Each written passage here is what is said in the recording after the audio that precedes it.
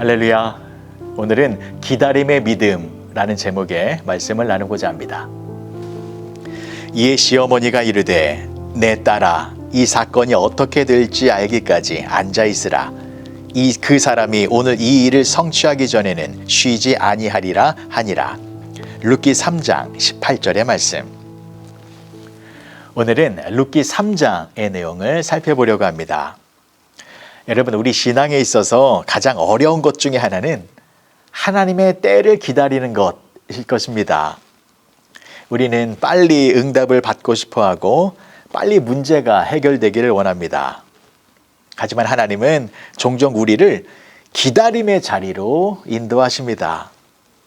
룻기 3장은 바로 그 기다림의 믿음을 보여주는 귀한 내용입니다.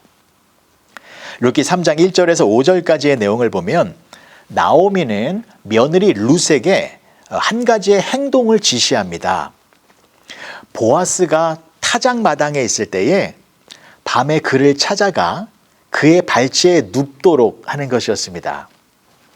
이것은 부도덕한 행동이 아니라 보아스에게 기업 물을 자로서의 책임을 행하도록 요청하는 믿음의 행동이었습니다. 룻은 그 말을 듣고 그대로 순종했습니다. 밤에 조용히 타작마당에 가서 보아스의 발치에 누웠습니다. 그리고 보아스가 깨어났을 때 이렇게 고백을 했습니다. 나는 당신의 여종이오니 당신의 옷자락으로 나를 덮으소서. 이 말은 단순한 보호의 요청이 아니라 나를 책임져 주십시오 라고 하는 믿음의 고백이었습니다. 자, 그런데 여기서 중요한 장면이 나옵니다. 보아스는 그러한 행동을 한 룻의 모습을 보고 그녀의 믿음을 칭찬하면서도 이렇게 말을 했습니다. 나보다 더 가까운 기업 물을 자가 있다. 이 말은 지금 당장 룻이 원하는 일이 이루어지지 않을 것이다 라는 것입니다. 자, 그런데 여기서 룻의 반응이 중요합니다. 룻은 조급해하지 않았습니다. 억지로 결과를 만들려고도 하지 않았습니다. 그저 그 말을 듣고 집으로 돌아가서 기다렸습니다. 그리고 시어머니 나오미의 반응도 중요합니다. 자, 나오미는 이렇게 말을 합니다. 오늘 본문의 말씀을 다시 보시면 이에 시어머니가 이르되 내 딸아 이 사건이 어떻게 될지 알기까지 앉아 있으라. 그 사람이 오늘 이 일을 성취하기 전에는 쉬지 아니하리라 하니라. 자, 이 일이 어떻게 이루어질지 기다리자라는 것입니다. 여러분, 여기서 우리가 붙들어야 할 중요한 신앙의 핵심이 있습니다. 그것은 믿음은 행동하는 것에서 끝나지 않고 하나님의 때를 기다리는 것까지 포함된다라는 사실입니다. 보십시오. 룻은 시어머니 나오미의 말에 순종했습니다.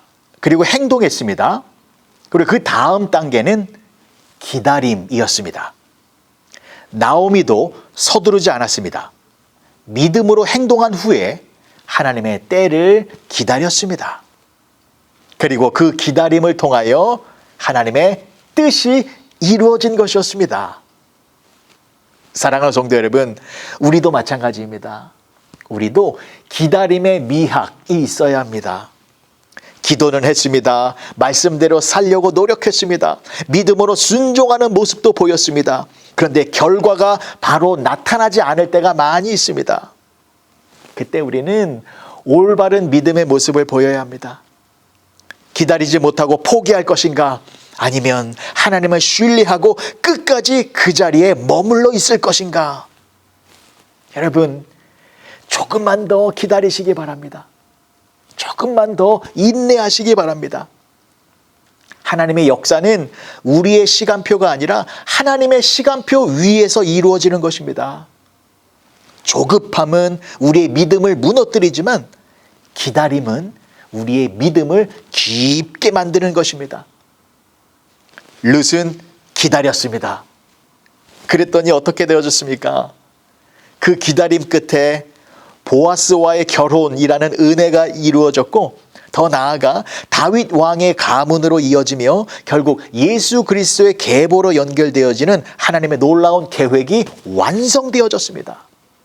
이 모든 것은 하나님의 때를 기다리는 그 기다림의 믿음에서 시작되었다라는 것을 잊지 마시기 바랍니다.